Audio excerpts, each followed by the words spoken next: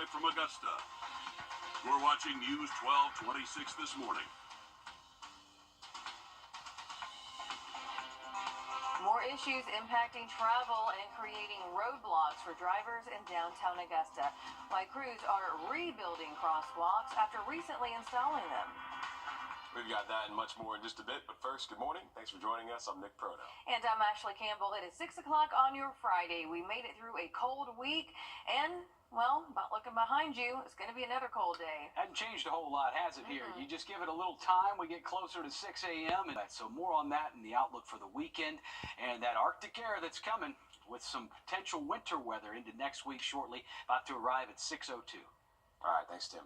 Prepare to see crews back at the 13th and Jones Street intersections right as you cross the river. Those brick crosswalks looked great for a while, but they didn't last long. Nope. The Assistant Director of Traffic in Augusta says they've had to fix some of them in the city. Your Taylor Martin is live at that intersection this morning. And Taylor, why are crews back on this project once again? Well, Ashley, John Ussery says that when they first put the brick crosswalks down, the contractor didn't follow the recommendations that the manufacturer had put in place. Now he says they've already fixed some of the crosswalks on Telfair Street and 13th and Green Street. Now they're making their way down to Jones Street, and he says they're almost done with the project. Again, just when people who live in the area thought they saw the light at the end of the tunnel. After going with a different technique the first time, John Ussery says this time around they're following the recommendation. One driver we spoke to says it's all frustrating. It's frustrating because it's such a high volume area. And, you know, they take it down to one lane. They keep shifting the turn lanes to Broad Street. Now, this time around, they say that the city will not have to pay for the brick crosswalk construction. Well, that is some good news to hear. So drivers just have to be a little more patient just for a little bit longer there. Thanks a lot for that report, Taylor. A community making plans to honor two Screven County men who died after drowning while fishing in a pond on Wednesday. The Screven County Sheriff's Office says their boat flipped when 22-year-old Elijah Broadnex and 23-year-old Demetrius Boyd hooked the fish and jerked back in the boat. Officials say the third man, 21-year-old Timothy Ward, swam to shore and called 911, but it was too late. Deputies say Broadnex and Boyd were underwater for 3 hours before emergency crews pulled them out. The victim's former football coach says they left behind a great legacy. You know, Eli's probably one of the best athletes we've had here, and you know, smart kid, played quarterback for us, and Demetrius could light up any room he walked in. He had an infectious smile. Community members say they're making plans to host different memorials for both of the victims this weekend. We're learning a man is dead 2 weeks after a motorcycle crash in Warrenville, South Carolina. The Aiken County Coroner's Office says that 42-year-old Randy Gowdy Jr. died Wednesday from blunt force injuries. Officials say that crash happened January the 2nd on Piney Heights Road near Keith Drive. They say that Gowdy was driving a Harley Davidson on Piney Heights Road when it ran off the roadway, then crashed into a trash can and debris. Pretty soon, Augusta will be clear of all Hurricane Helene debris, hopefully. City leaders say crews are almost done with first passes. They say announcements for the final pass are going to be made soon. Leaders say zone announcements for the final pass will be in voter precinct districts. So if you are not sure of your voter precinct, you can find it on the City of Augusta debris removal map. And this is what it looks like right here on your screen. The numbers represent precincts. We do have a link to this map on our website. You can find it by searching debris map. This information is also available on the Augusta Board of Elections website, or you can just call 311. So a lot of options there. City leaders say once that final pass is complete and certified, crews will return to collect stumps and root balls. On your screen is a list of ways that you can prepare for that final pass. For example, pushing remaining vegetative debris to the end of the road, not mixing debris with other items. You do want to combine small debris piles into larger ones. Also, do not put yard cleanup debris at the end of the road, and avoid putting debris on or near structures. Officials say that you should use regular waste disposal services for any additional debris. North Augusta city leaders providing updates on debris removal there, too. Officials say they're starting the second pass of cleanup this week. They say crews are only removing big tree roots that are loose for right now. You can still take your debris to the C&D landfill. Leaders say SCDOT is making a final pass in Barnwell, Edgefield, McCormick, and Saluda counties. They want you to have all remaining debris at the end of the roadway by Monday. The search for answers after an Illinois lineman's mysterious death while restoring power in Savannah after Hurricane Helene. John Combs' family believes that something happened while he was away that caused him to have a mental health episode leading to his death. Reports show that Combs was restoring power on Wilmington Island on October 1st. On the 2nd, documents show a visit to Memorial Hospital for a, quote, altered mental status. More reports show that Combs drove to Atlanta in the middle of the night on October 3rd to get back home to Illinois. The airport says he wasn't allowed on the plane that day because of his erratic behavior. Officials say that he was found dead the next day, October the 4th, after being hit by a train in Alabama. A woman who lives in Wilmington Island says on October 1st, the day Combs was reportedly restoring power in the area, she and her husband were riding by and noticed something strange. I don't know if you'd call it an explosion, but it looked like a firework coming from the pole. As soon as it happened, I turned and looked back at the bucket. Like, I was like, is he okay? OSHA says there's no reason to suggest Combs' death was work-related or that workers were exposed to hazardous conditions. Savannah Police and the Chatham County Police Department say they did not have any records related to Combs. The Montgomery Police Department says they can't comment on ongoing investigations. Georgia Governor Brian Work continues around 13th Street in downtown Augusta this morning. Crews are working on the crosswalks there again. The brick paths were recently completed, but that didn't last long. Augusta Traffic Engineering says it's because of a mistake made by crews, so now they're fixing it again, one brick at a time. It's causing eyesores and traffic troubles for drivers as they navigate through downtown and cross over the river daily. That's where your Taylor Martin joins us live now. She gives us an answer to the question. You may be wondering what's causing all this, Taylor. Well, Nick, John Ussery with the city's traffic engineering department says that the contractor tried a different technique than what the manufacturer recommended when they installed these brick crosswalks. Now he says they have already fixed some of the crosswalks on Telfair Street and 13th and Green Street.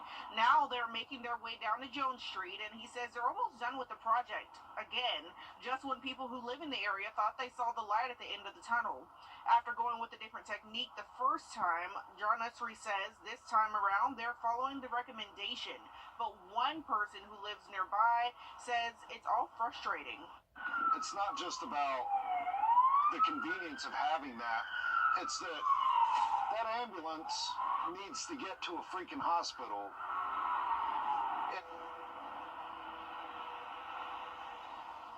Now, the city says that they do not have to pay for the crosswalks to be fixed this time around. And yesterday we told you about construction delays on the 13th Street Bridge renovation project. So as you can see, lots of issues stalling those downtown Augusta beautification projects. But we'll keep you updated as the progress continues. Taylor Martin there live downtown for us this morning. Thanks, Taylor. This morning, we're working to learn the details of an Aiken County crash last night. The Aiken County Sheriff's Office tells it happened right here on Elton Avenue. Officials say people were sent to the hospital for minor injuries. We'll let you know when we learn more about that crash and if everyone is okay. 2 employees still recovering from that deadly Tyson food plant explosion in Georgia that killed a woman and injured a dozen more workers. That happened December 27th after preliminary investigations show a boiler caused that explosion. Senators Raphael Warnock and John Ossoff are pushing for transparency throughout OSHA's investigation. Right now, there's no set time for when the investigation will wrap up. It's the fight to keep an Augusta historic church. Old First Baptist Church of Augusta is in danger of a possible legal battle and a destroyed building. The Augusta Historic Preservation Commission claims the owner has not been making routine repairs and maintenance to the church. The historic landmark is on the endangered property list for breaking several code violations. The property owner argues he took some steps to keep the homeless out, but code enforcement says there's no proof. The committee says they're glad action is being taken to save the church. This is not just a local building. This is where the Southern Baptist Convention started. This is a national asset, and we are just trying to save it, and we're doing everything we can. The city will now issue a notice for the owner to file a certificate of appropriateness, or COA. That's a permit with the city that will allow him to start repairs on the outside. The Richmond County School System District Spelling Bee is today. Now, it was rescheduled because of the winter weather that we got last week. The event is going to be at A.R. Johnson, with schools taking the stage at different times. The elementary school spelling bee starts at 9:30 this morning. The middle school spelling bee will begin around 12:30. 41 schools are going to be competing for that district title. Also today, Martin Luther King Jr. events continue with a Tri-College celebration this afternoon. That's from noon to 1:30 at the Grover C. Maxwell Theater. The theme is Cultivating King's Beloved Community. The event's guest speaker is Reverend Dr. Charles E. Goodman.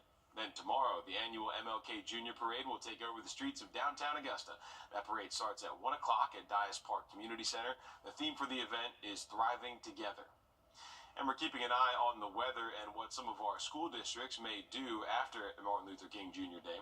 The Columbia County School District sent a notice to parents that their kids must bring anything they need over the weekend home. That's just to prepare for possible closures or delays. Right now, the district will keep watching the forecast. Aiken County doing something similar, asking their students to bring home laptops and chargers today. Their school leaders plan to provide an update about Tuesday by Monday afternoon. Hancock and Orangeburg counties are also monitoring the forecast. Right now, they don't have any plans to change the schedule after MLK Day. Both districts want families to keep an eye out for updates, and we'll keep you updated as well. Richmond County does not have an update. We did see, though, that they shared the plan to have schools and offices closed Monday, then return on Tuesday. So we'll keep you updated on that as well as we get closer to the 21st. The investigation continues into a non-existing multi-billion-dollar sum claimed to be in South Carolina accounts. We've got the latest just ahead. All right, well, that sky's beginning to brighten up. We've shifted the camera down towards Riverwatch Parkway into downtown Augusta. Going to be a really nice day today. We're going to track some rainfall coming in for the start of the weekend and that really cold air next week. All coming up next. As we head to break, giving you a live look right now at Calhoun Expressway. Time now 6:37. Are your creditors keeping you from enjoying? Early in the day, there's where the cold air plummets into on Monday for MLK Monday, 40 for the high and their wintry mix. So we're keeping an eye on it for you. And that winter storm in the southeast by the middle of next week. Happening now, a push at the State House to remove South Carolina's elected treasurer from office. It comes one day after the release of an audit that found a reported $1.8 billion surplus in South Carolina accounts does not actually exist at all. State House reporter Mary Green has those details. As more and more lawmakers read through this report released late Wednesday, leaders in the General Assembly say they are committed to implementing the recommendations it outlines, like third-party oversight into the state's finances.